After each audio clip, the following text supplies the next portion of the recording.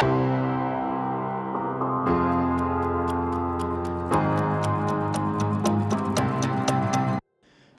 épisodes pour être incollable sur le monde du travail. Ça vous dit?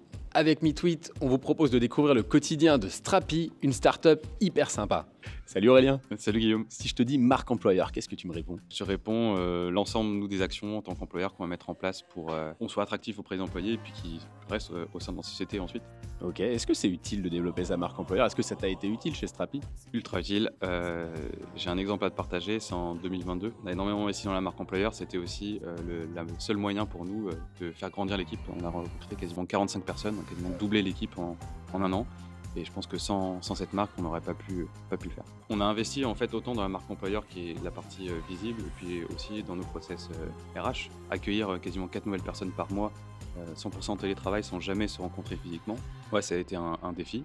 Alors toi, ta boîte évolue dans le secteur de la tech et on entend souvent que les profils de développeurs sont particulièrement difficiles à recruter. Est-ce que c'est une réalité? C'est complètement vrai. Et c'est là que la marque employeur fait la différence, notamment la flexibilité du lieu de travail. Ils peuvent travailler dans des espaces de coworking comme ici, ils peuvent travailler depuis chez eux. Le fait d'être 100% télétravail aussi, nous on recrute pas uniquement en France, mais aussi en Europe, on est à peu près dans 13 pays différents. Et ça permet aussi d'augmenter l'audience et d'assurer que voilà, on puisse avoir des personnes à chaque poste, à chaque rôle. Ok, donc la flexibilité de beaux espaces de travail, ou en tout cas des espaces de travail agréables, ça fait la différence. Alors là, on a parlé des attentes des candidats. Est-ce qu'il y a des compétences clés indispensables pour venir travailler chez vous?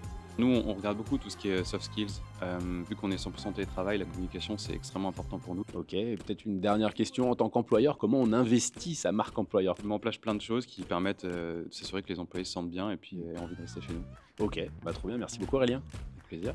Hello Catalina. Hello Guillaume. Alors quelles questions reviennent le plus souvent dans la bouche des candidats? On a souvent des questions sur l'ambiance au travail, comment les équipes communiquent entre elles, quelles sont les valeurs aussi de l'entreprise et à quel point elles sont, on va dire, vécues au jour le jour avec les différents membres de l'entreprise. Et je dirais aussi un petit peu l'organisation en termes de temps, quels sont un petit peu les horaires, est-ce qu'il y a des horaires fixes, flexibles, etc. Ah oui, ils sont curieux. Et comment tout ça se déroule au jour le jour, oui. Ok, il y a pas mal de curiosité, c'est cool, il y a beaucoup de questions quoi. Tout à fait, mais c'est surtout un bon signe. Donc, Et est-ce qu'il y a des métiers sur lesquels il est particulièrement difficile de recruter? Et oui, malheureusement, je dirais que tous les métiers qui ont un côté technique et un côté très communication, etc., donc plus dans les soft skills, avoir des profils qui ont le mélange des deux, c'est quelque chose qui est toujours très dur de trouver. Ok. Est-ce que tu as une petite anecdote à nous partager? Tu sais que j'adore les anecdotes.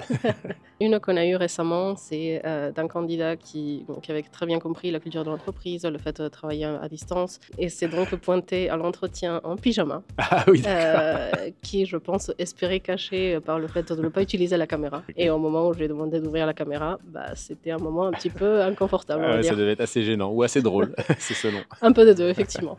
Ok, merci beaucoup Catalina. Avec plaisir.